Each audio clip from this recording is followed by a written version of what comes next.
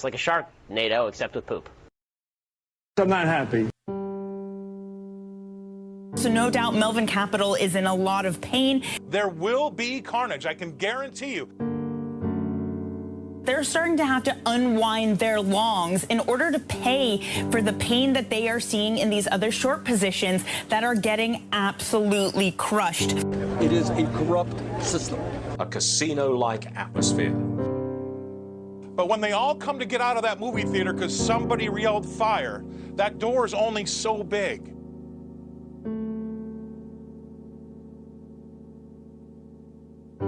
Now it's almost become this risk that if you're publicly coming out as a hedge fund and disclosing the stocks that you're against, as one trader, as one Twitter user put it, you're at risk of getting Melvined. The reason the market is doing what it's doing is people are sitting at home getting the checks from the government.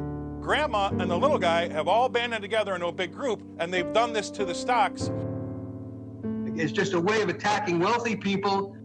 The authorities, should they step in? You know, you have these massive bailouts. You have the Federal Reserve pumping money into failing banks and corporations.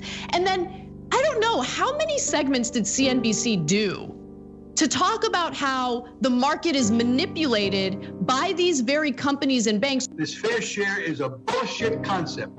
Ban social networks to talk about buying short stocks. There's a number of different ways that the stock market is manipulated or, artificially moved in one direction or another. I generally think that almost all of it is absolute BS. It is a corrupt system.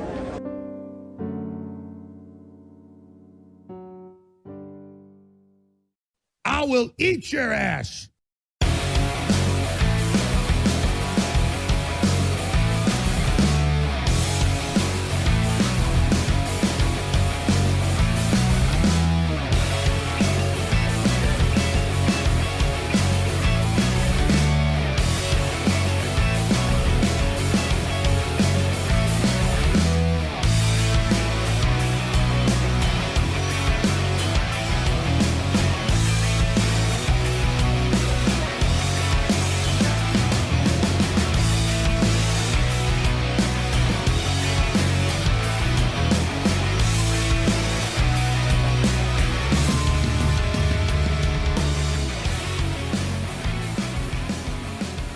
On the nation, Waldorf Nation. Hey, everybody, welcome to the show.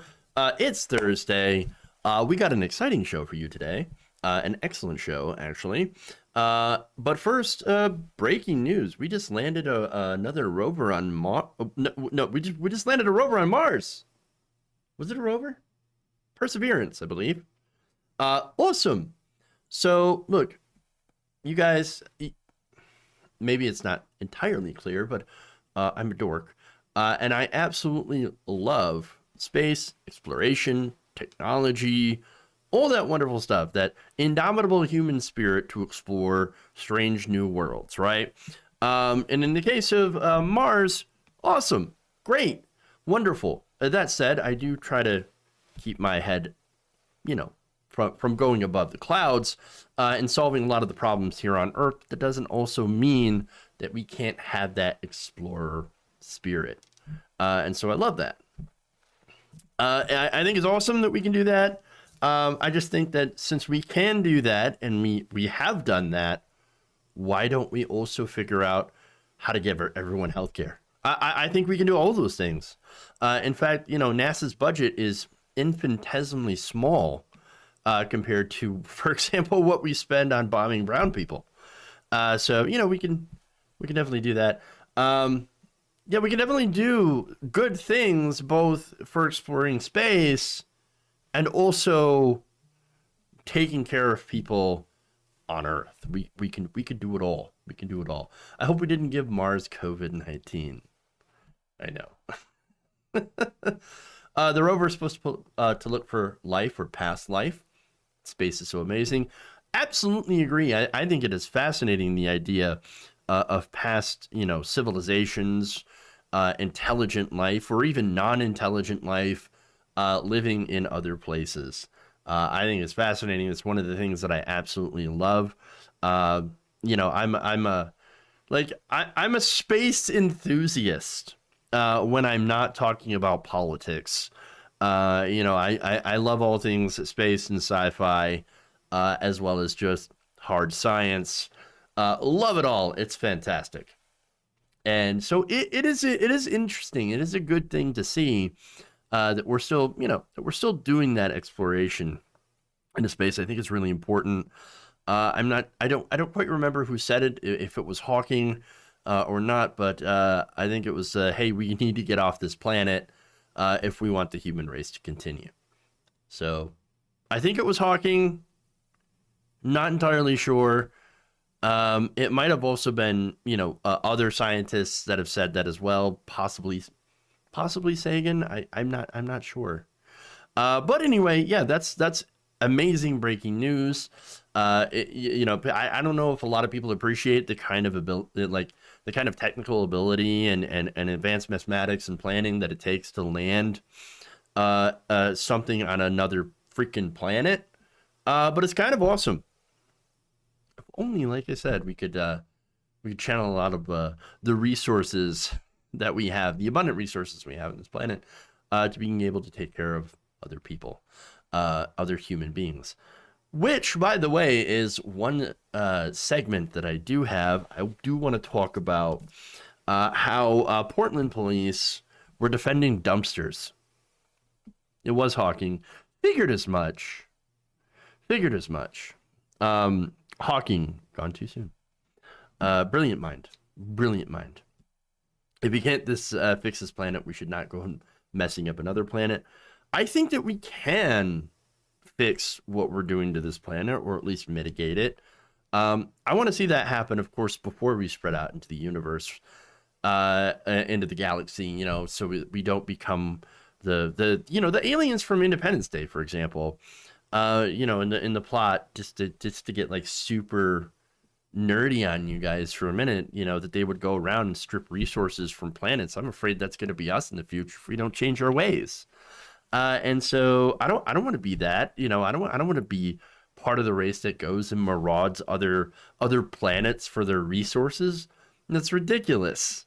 No, I don't want to be part of that. So yeah, I agree with fixing our problems and fixing our society, who we are as a species and who we want to be, and focus on exploration. I want the Star Wars future, or Star Trek future, not the Star Wars future, and not the not the bad future.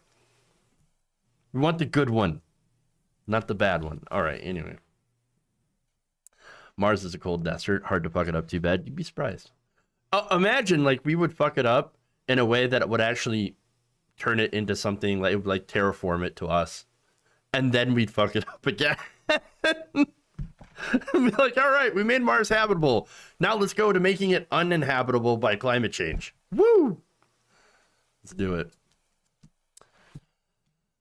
All right. Anyway, yeah, Star Trek, not Firefly. It's true.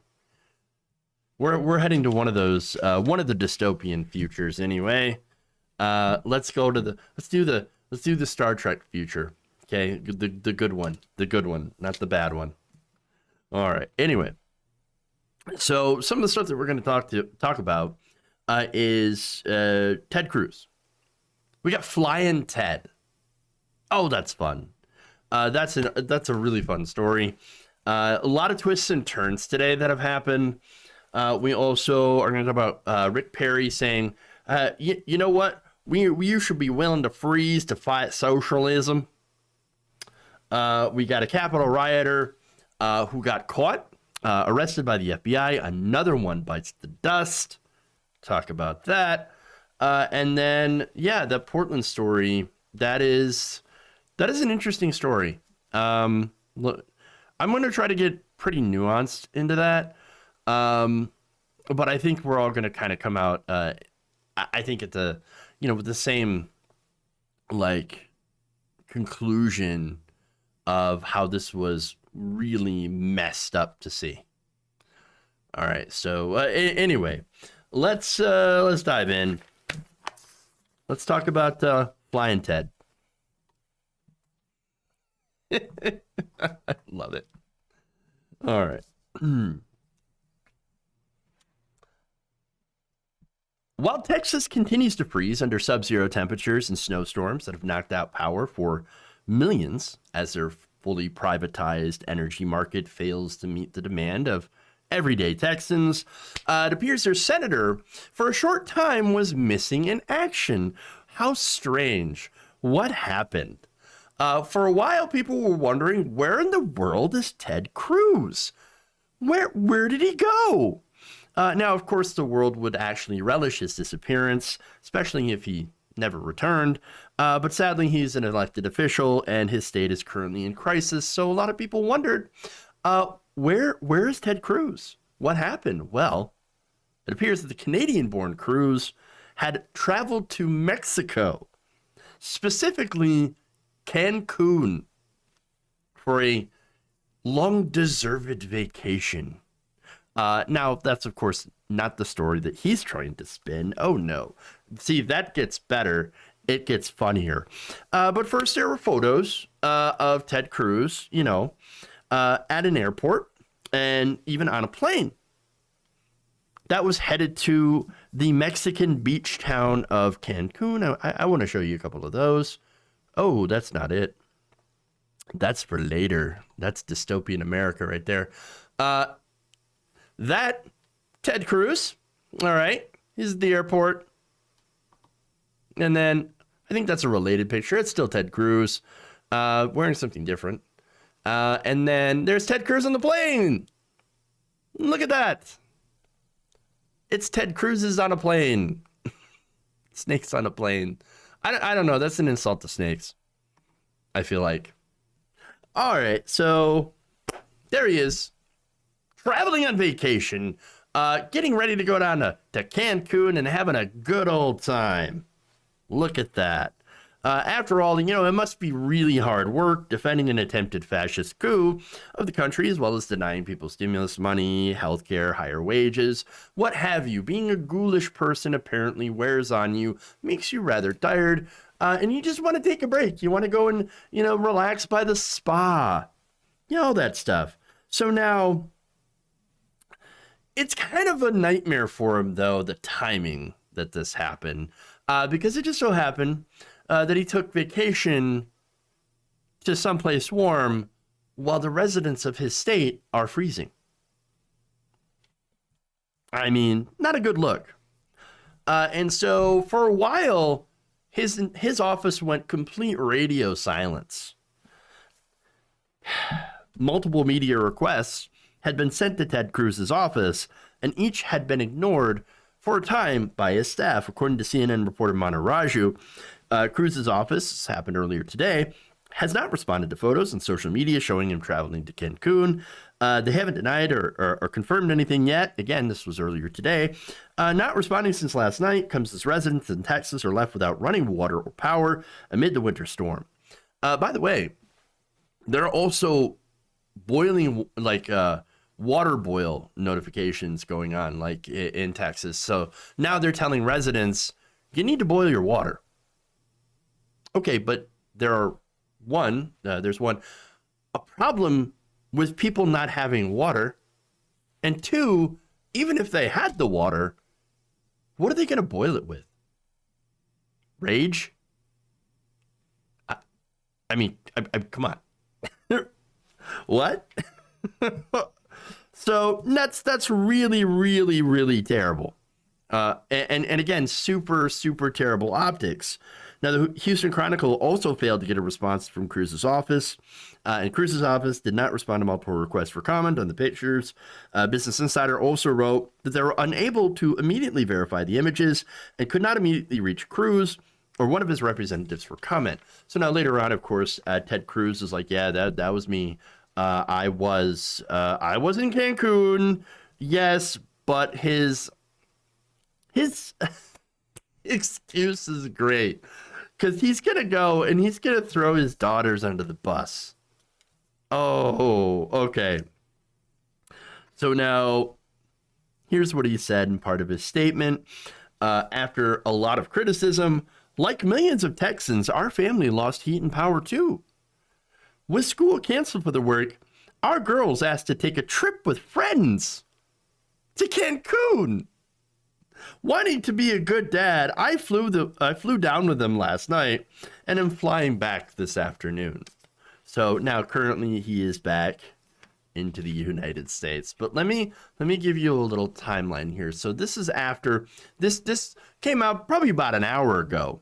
But earlier in the day, you actually had, while they were still trying to figure out if it was Ted Cruz or not, or just like a very unlucky doppelganger, or maybe lucky because they were going to Cancun. But then again, unlucky because they look like Ted Cruz. Sad. Well, before all that was verified, you had one GOP source that was apparently pretty mad at this, and they outed Cruz to a Fox News reporter, Paul Stenheiser, who said, quote, "The photos speak for themselves."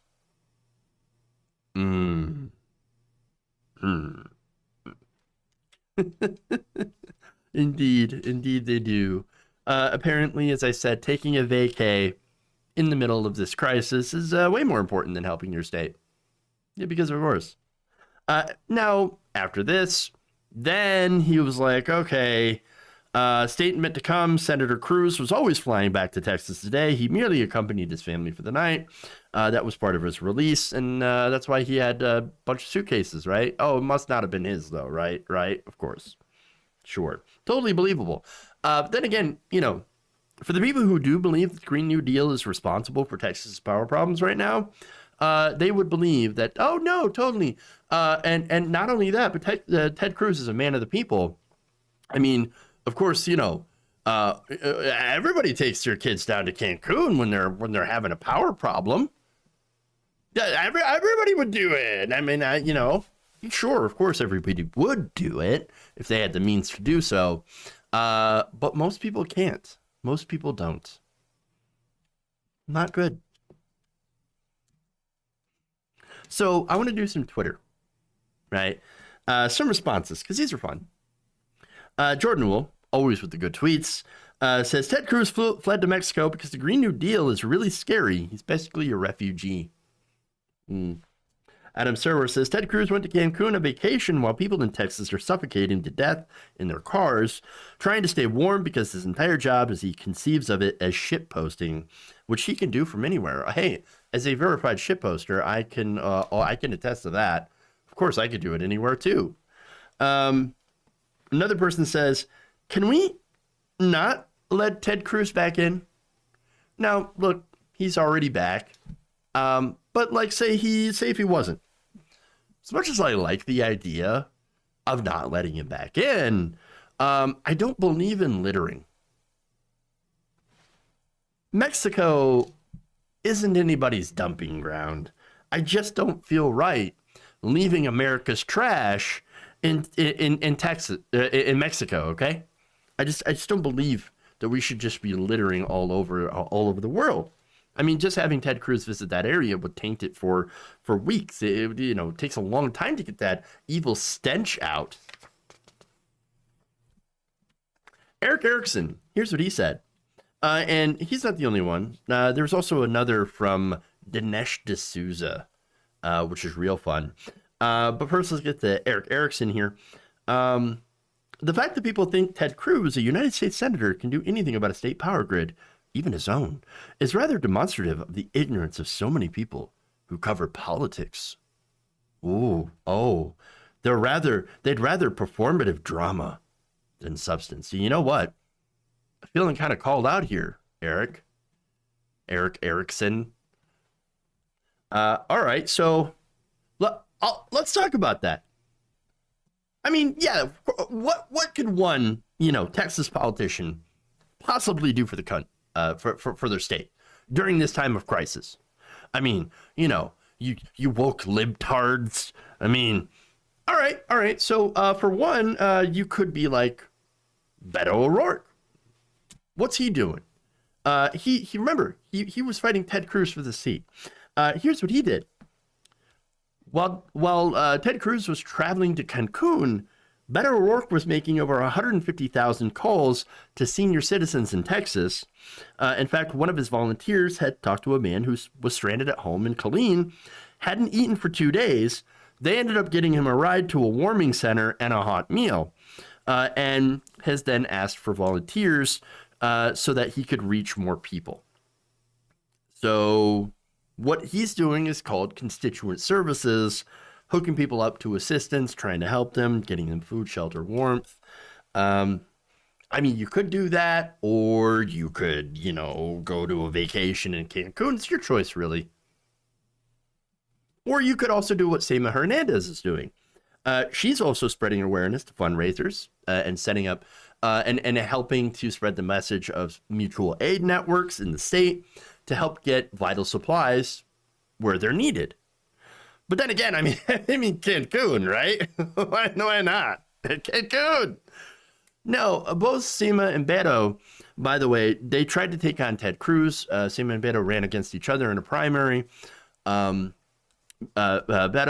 again, I've had my issues with Beto O'Rourke, but you can't say that the guy doesn't actually want to help his constituents. And so they tried to take on Ted Cruz for that Senate seat. Either of them right now would be doing far more with the power that Ted Cruz has to help their constituents, whereas Ted Cruz obviously doesn't. One more thing. Just a ridiculous tweet by, what is it? Dinesh D'Souza. Let me see if I can find that really quick because it's just, I mean, it's absolutely ridiculous. Dinesh D'Souza, let's see, basically says that, well, he's not using, Ted Cruz isn't using up valuable resources and in Cancun. So, he's leaving it for the rest of the Texans that are still there. You should be thanking Ted Cruz because he's doing the right thing. Quote, what could Ted Cruz do here if he were here in Texas? I'm hard-pressed to say. If he's in Cancun, that means he's not using up valuable resources of energy, food, and water that can now be used by someone else. This is probably the best thing he could do for the state right now. Wow. That's probably the dumbest thing I've ever seen, but I don't expect much from Dinesh D'Souza. And even when I don't expect that much, I still feel kind of let down.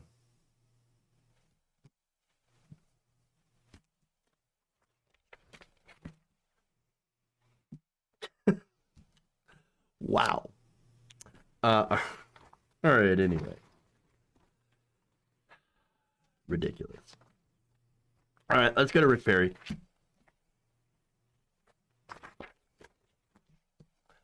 Pretzel Brain D'Souza. That guy. How does that boot taste? Yeah, he said that unironically. It's Dinesh D'Souza. He's like the king of bad takes. Just horrible, ridiculous bad takes. All right. Moving on.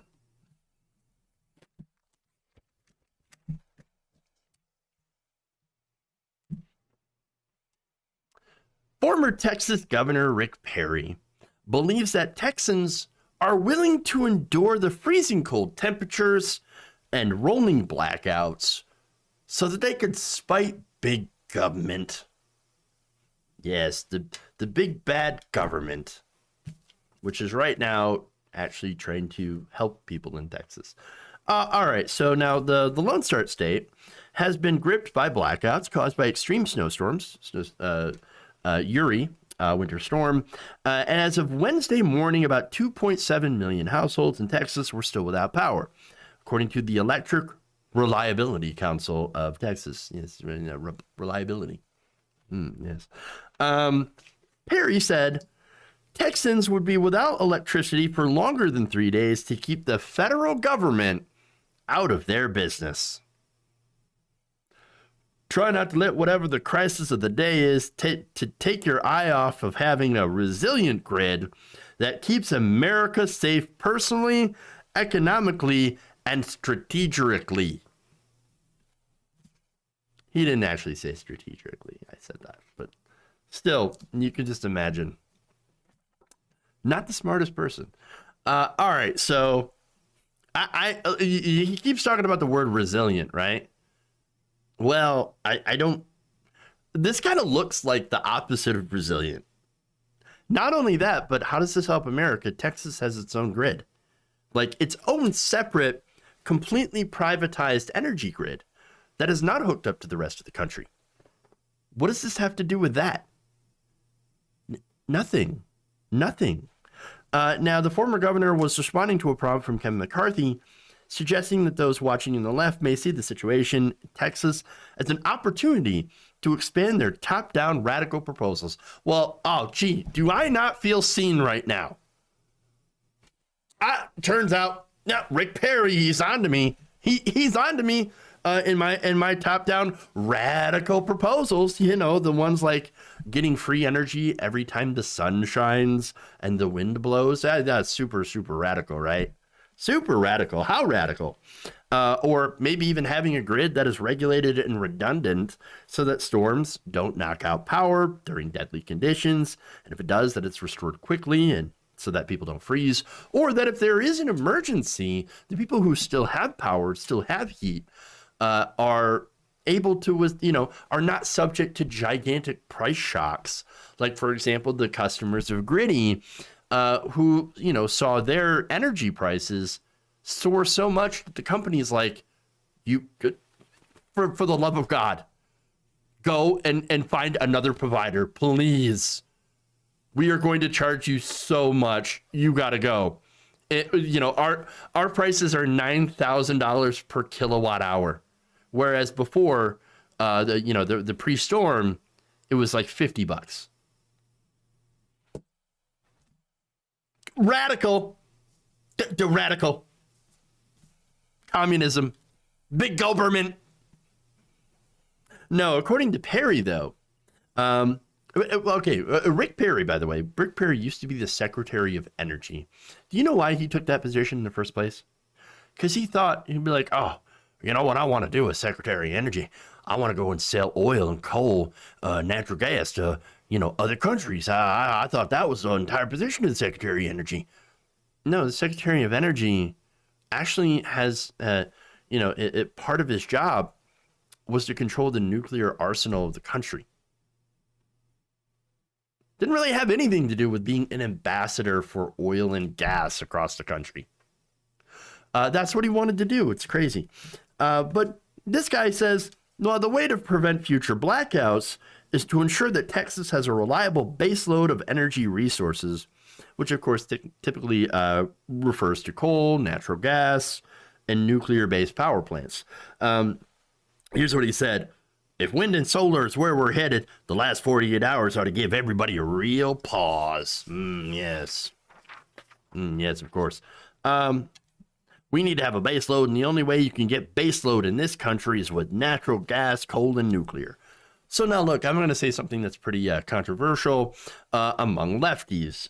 I'm actually fairly pro-nuclear. I know. Fukushima Daiichi, that was horrible. There's still the effects going on. There's radiation. We don't know what the, ironically, the fallout really of that is going to be 10, 20, 50 years into the future.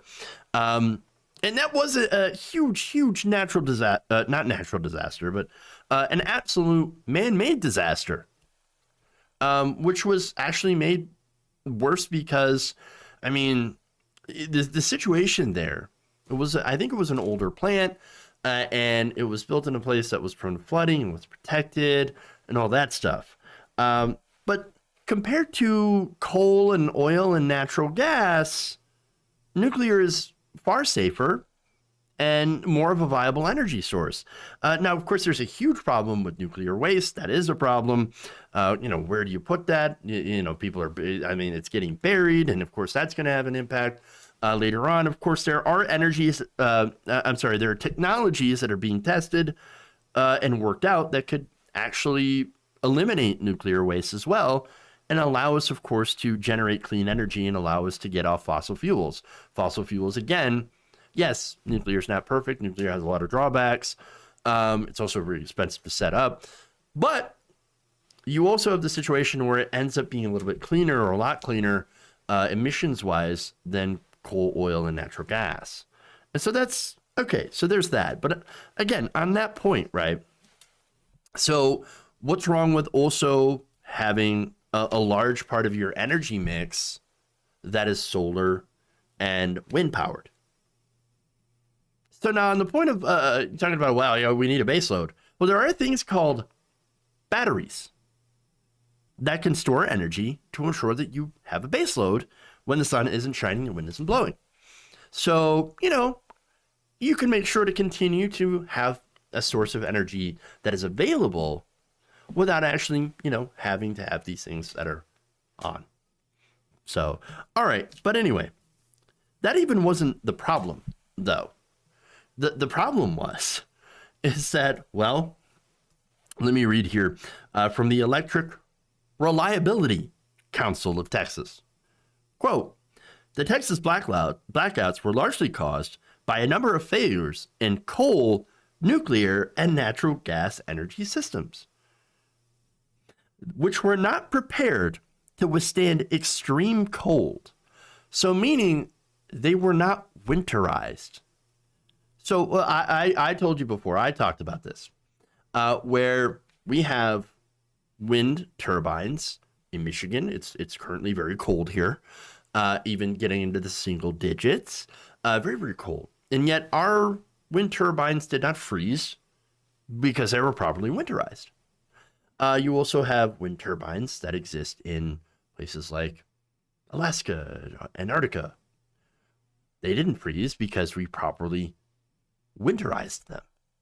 It turns out that if you take proper procedures and yes, lose a little bit of money in order to winterize, you know, your sources of energy, they might not fail in the times where you need them the most.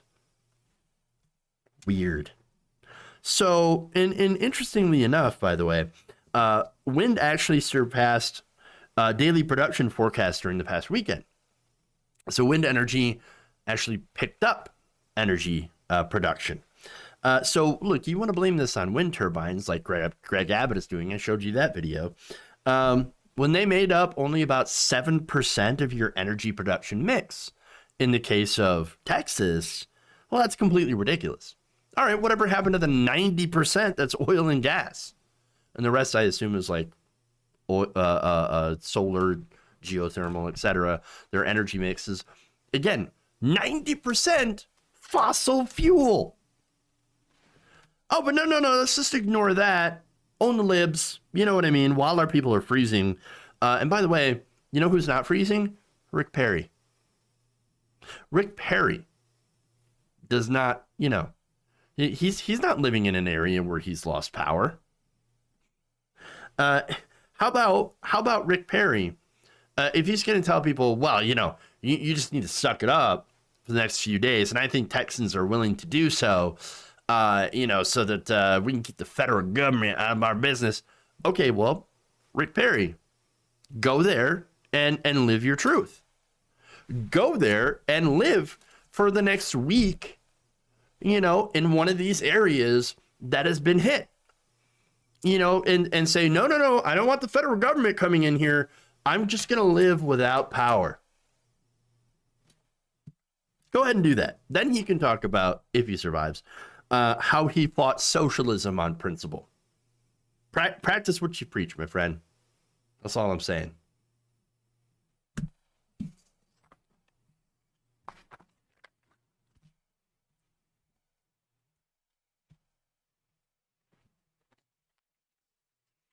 All right.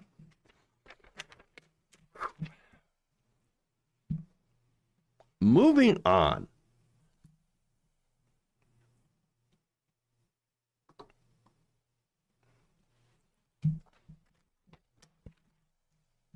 Rich people aren't freezing. Thank you, June. It's exactly my point. Ted Cruz just ran off to Cancun. Just shows you the hypocrisy. All right. Anyway.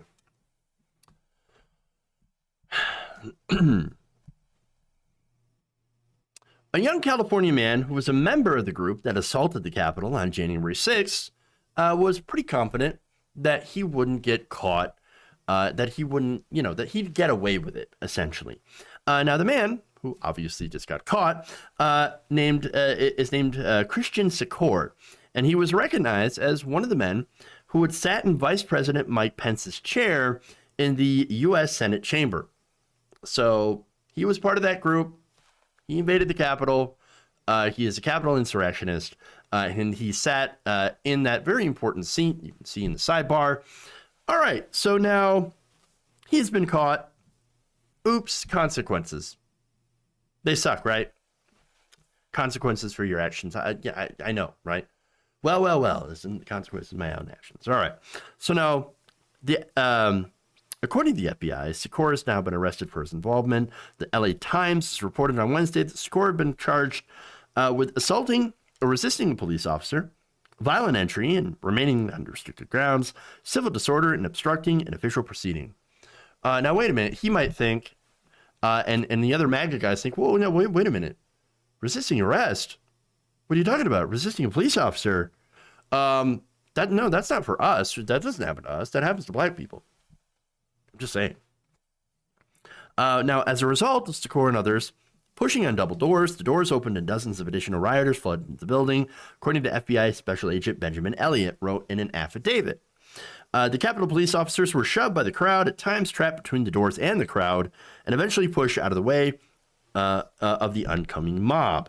The report also said Secor was broadcasting live from the Capitol using DLive, using the moniker of, get this, Scuffed Elliot Roger. Classy dude. Super classy. Yeah. So now, why did he believe, after filming his crimes, that he could get away with it? Well, apparently, when he got home, he took some steps because he knew he'd done wrong. In fact, one FBI source told the agency that he had moved back in with his mom, got rid of his cell phone, and then bragged to his friends that he would not be caught for his involvement. So he's like, yeah, I got away with it. But got away with what? Invading the U.S. Capitol on January 6th. So I even live streamed it. But they'll never catch me. Oh, crap. They've got you on video. You videoed yourself doing crime, dude. How stupid are you? How stupid are you? There are pictures of you. I mean, come on. I'm sorry, that's Ted Cruz. There's pictures of you. That's a picture of you. Look at that. You think they can't tell who you are? Well, look, maybe he figured, they're not going to care who I am. They're just not going to care who I am. I mean, I'm white. I can get away with it. In the end, of course, he ended up getting reported by 11 different people to the FBI. So now, to show you the type of person who he is, not a good person, he used the name of an incel who killed 6 people, murdered 6 people as his handle. Again, super classy, right? And also has a history of statements in support of white nationalism and anti-Semitism. Because, of course, right? He's one of the very fine people, very fine patriots that's part of Trump's base. The affidavit also noticed that last year at UCLA, he was accused of inciting racism with comments and tweets about immigrants and Jewish students. The Twitter account, belonging to someone called Christian Laser Eyes Secure, calls fascism, quote, epic, and valorizes the 2017 Charlottesville Tiki Torch March in Virginia, which featured, of course, an anti-Semitic chant.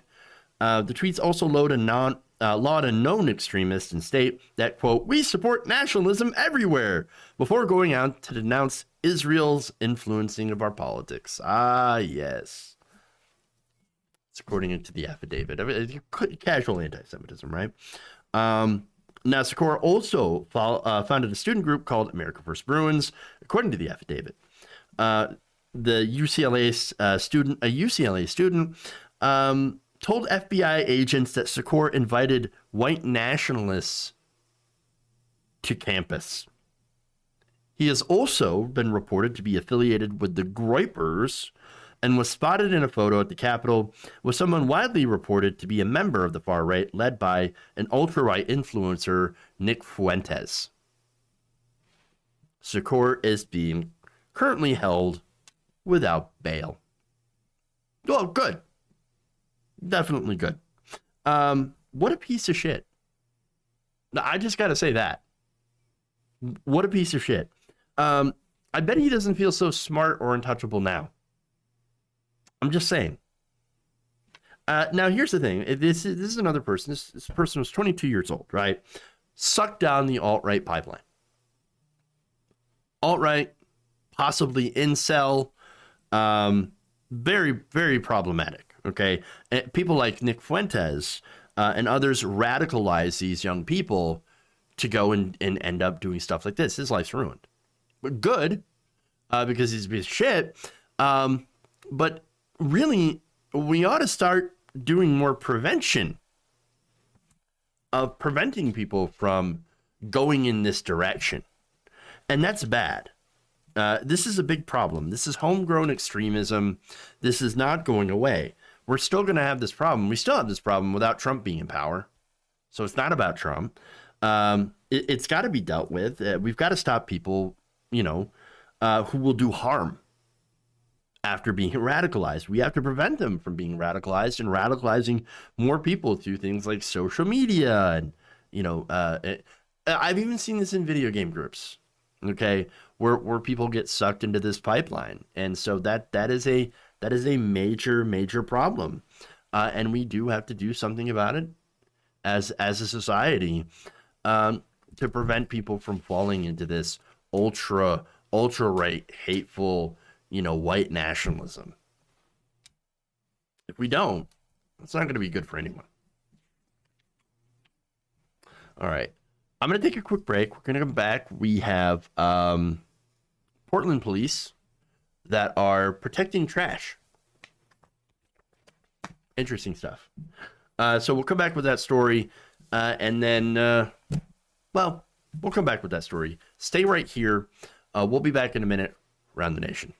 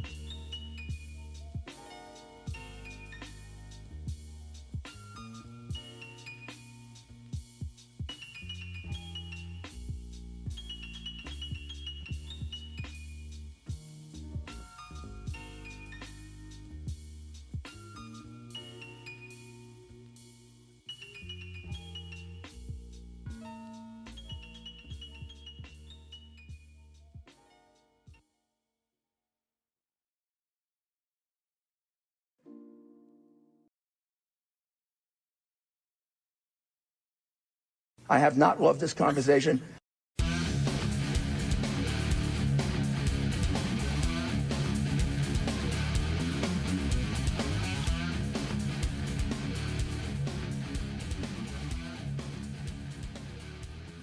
Welcome back to the show. Around the Nation right here.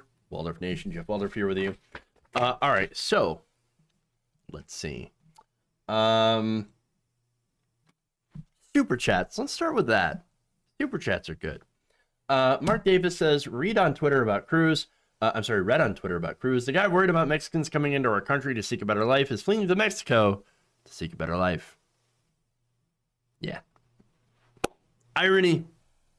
I love it. Jedi Protector says, people should look up to video game characters like BJ Blazkowicz and the Doom guys since they kill Nazis and demons that threaten humankind. I'm not going to disagree with that. There you go. Good stuff. Over to Twitch here. Let's see. I want to thank John's Venn Diagram Desire for gifting 5 Tier 1 subs. That's awesome. Thank you so much. Anybody who's gotten a subby from John's Venn Diagram Desire, give them a shout out. Thank you very much. Much appreciated. Doom Guy 2024, indeed. And let's see. Thank you, by the way, Northern Ice Dragon, for subscribing with Prime. That Bezos bucks. Love them. Thank you. Anybody with a Prime subscription, who has Amazon Prime, can go and use that Prime subscription to support our channel. It doesn't cost you anything extra or anything like that, and it goes to help us. So thank you. Much appreciated. And let's see. Yep. All right. We're all caught. Oh, no. Columbia Rican Latin Dragon also gifted a Tier 1 sub to the community. Damn, you all are awesome. Thank you so much. Dragon Squad, represent. All right. Let's move on. Let's do this story. Let's go to Portland.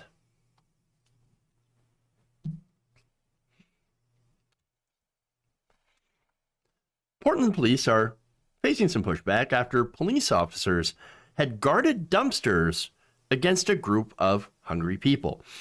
So now this is food that had just been thrown away by a store. So let me give you some details, right?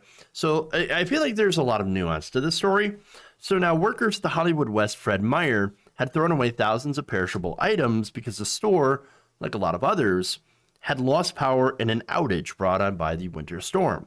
So now, look, that's standard grocery store procedure. You lose power, you throw out the food, even if it's still good. If it's still good, doesn't matter. You throw it away, you write it off. Okay? And that's what they did. Now, as a result, you had images on social media of mountains of packaged meat, cheeses, and juice, as well as turkeys, racks of ribs, all of them that have been tossed in the dumpsters. So it's in the bin. So now after this happened, you had people out there in the community who had themselves lost power, lost a lot of their food. They were hoping to salvage some of it to hand it out to the community, as well as even consume it themselves. So now apparently the store owners, they weren't having it, and they ended up calling the police. So now within a few hours, people seeking food from the dumpsters began to report police officers showing up to guard the dumpsters to prevent people from taking any of these items. So now there were people on the ground that were talking about this. One of them was Morgan McNiff, who's a prominent activist in the area, lives in the neighborhood, and said employees were guarding the dumpsters when they showed up to get some of that discarded food. McNiff began to film the employees and reported staff members had threatened to call the police on them for doing so. The store manager called the police shortly thereafter, according to McNiff. Quote, after that, other people started showing up and asking them, why are you guys guarding a dumpster? McNiff also said that about 15 people eventually gathered in an attempt to collect food. At that point, a dozen officers arrived at the scene. One officer wasn't wearing a mask, so that's classy, until a supervisor arrived to bring him one. On Wednesday, Portland police officers said that they were sent to the scene after an employee said that they felt that the situation had escalated out of control and feared that there may have been a physical confrontation. Or, you could have moved out of the way and let people get the food. I mean, that could have happened. And look, here's the thing. There wasn't any violence. There wasn't an escalation.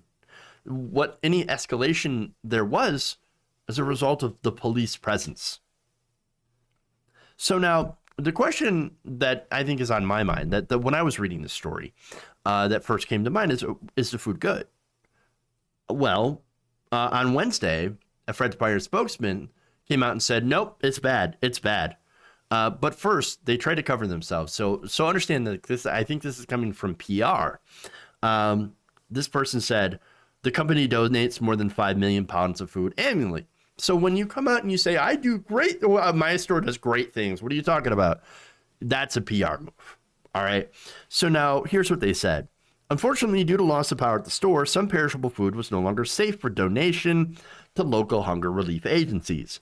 Our store team became concerned that area residents would consume the food and risk foodborne illnesses, and they engaged local law enforcement out of an abundance of caution. We apologize for the confusion. So now a lot of you are asking, why don't you donate it to a food bank? Well, there is a reason for that. A lot of food banks will not take donated food in these kinds of situations. In fact, most, if not all, food banks don't actually accept perishable items. It's non-perishable only. And so that said, what happened is that was completely unacceptable was not only was the food still good, but also that they had called the police on these people to try to stop them from getting the food that was still good. So now, activist and researcher Jennifer Simonis said officers showed up and threatened those on hand with arrest, at which point the crowd had moved across the street. The argument the cops used is, we're protecting you against bad food. Well, but you're doing it by threatening to arrest people. I don't know about that. I don't know. Okay, that doesn't seem to make sense to me.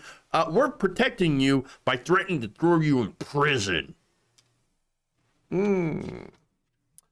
I mean, here's what Simona said in a statement. I'm just interacting with officers